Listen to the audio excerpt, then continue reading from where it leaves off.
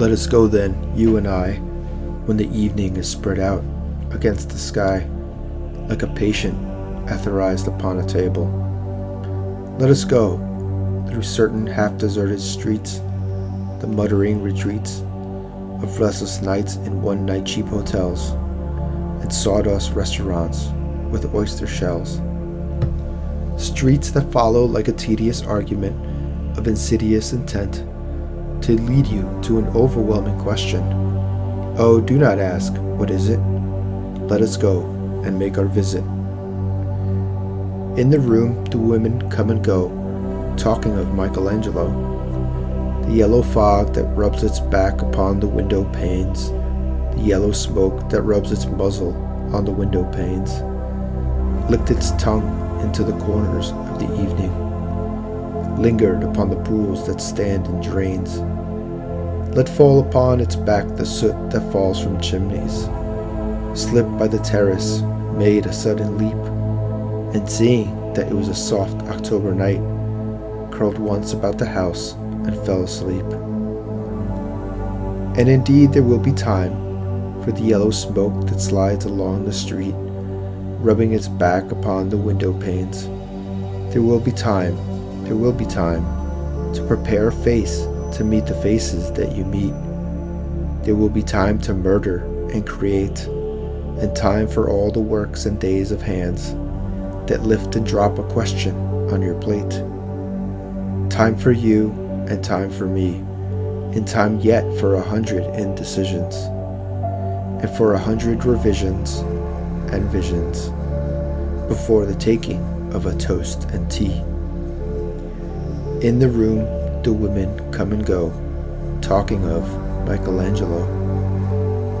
And indeed there will be time to wonder, do I dare, and do I dare? Time to turn back and descend the stair, with a bald spot in the middle of my hair. They will say, how his hair is growing thin. My morning coat, my collar mounting firmly to the chin, my necktie rich and modest, but asserted by a simple pin. They will say, but how his arms and legs are thin. Do I dare disturb the universe? In a minute there is time for decisions and revisions which a minute will reverse.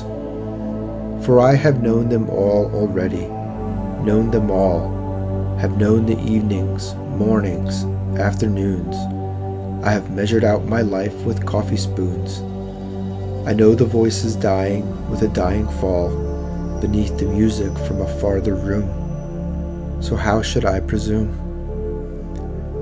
And I have known the eyes already, known them all, the eyes that fix you in a formulated phrase. And when I am formulated, sprawling on a pin, when I am pinned and wriggling on the wall, then how should I begin to spit out all the butt ends of my days and ways? And how should I presume? And I have known the arms already, known them all, arms that are braceleted and white and bare, but in the lamplight down with light brown hair. Is it perfume from a dress that makes me so digress? Arms that lie along a table or wrap about a shawl, and should I then presume? And how should I begin? Shall I say, I have gone at dusk through narrow streets and watched the smoke that rises from the pipes of lonely men in shirt sleeves leaning out of windows? I should have been a pair of ragged claws scuttling across the floors of silent seas. And the afternoon, the evening, sleeps so peacefully, smoothed by long fingers, asleep, tired, or it malingers, stretched on the floor here beside you and me. Should I, after tea and cakes and ices, have the strength to force the moment to its crisis? But though I have wept and fasted, wept and prayed, though I have seen my head, grown slightly bald, brought in upon a platter, I am no prophet, and here's no great matter.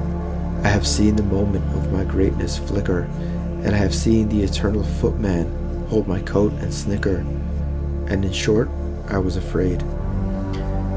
And would it have been worth it after all? After the cups, the marmalade, the tea, among the porcelain, among some talk of you and me, would it have been worthwhile to have bitten off the matter with a smile, to have squeezed the universe into a ball, to roll it towards some overwhelming question, to say, I am Lazarus, come from the dead, come back to tell you all, I shall tell you all. If one, settling a pillow by her head, should say, that is not what I meant at all, that is not it at all. Would it have been worth it after all? Would it have been worthwhile after the sun sets and the dooryards and the sprinkled streets, after the novels, after the teacups, after the skirts that trail along the floor, and this and so much more?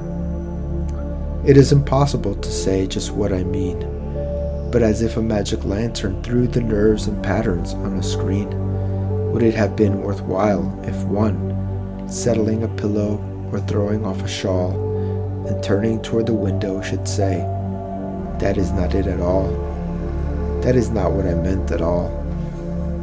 No, I am not Prince Hamlet, nor was meant to be. Am an attendant lord, one that will do to swell a progress, start a scene or two, advise the prince, no doubt an easy tool, deferential, glad to be of use, politic, cautious, and meticulous, full of high sentence but a bit obtuse, at times indeed almost ridiculous, almost at times the fool. I grow old, I grow old. I shall wear the bottoms of my trousers rolled. Shall I part my hair behind? Do I dare to eat a peach? I shall wear white flannel trousers and walk upon the beach. I have heard the mermaids singing, each to each. I do not think that they will sing to me. I have seen them riding seaward on the waves, combing the white hair of the waves blown back, when the wind blows the water white and black. We have lingered in the chambers of the sea, by sea-girls, wreathed in seaweed red and brown, till human voices wake us, and we drown.